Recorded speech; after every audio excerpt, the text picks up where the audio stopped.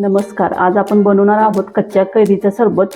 2 कैरी घेतलेल्या आहेत, साखर, केशर पाणी, गुळकंद, सेंद्रिय मीठ, वेलदोडे आणि भिजवलेल्या सब्जा.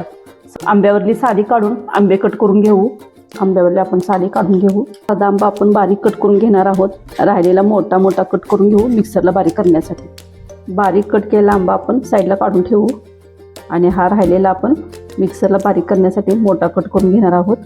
मिक्सरला बारीक करून घेऊ. हा आपण चाळणीने गाळून घेऊ. आता आपण यात घालू थंड पाणी, साखर, केशरचं पाणी, सब्जा. आता आपण टाकून घेणार आहोत गुलकंद, थोडंसं चवीनुसार मीठ, वेलदोडीची पूड. अर्धा आंबा आपण कट करून घेतलेला आहे. हा आपण गॅसवरती थोडासा वाफवून घेऊ. हे आपण वाफवून घेतलेलं आहे. हे आपण आता सरबतमध्ये टाकून घेऊ. सरबतमध्ये आपण गुलाब पाकळ्या न वापरता गुलकंद वापरलेला आहे. आता आपण हा ग्लासमध्ये काढून घेऊ. आपण टाकून घेणार आहोत बर्फ. अशा प्रकारे आपल्या कच्च्या कैरीचा सरबत तयार झालेला आहे. धन्यवाद.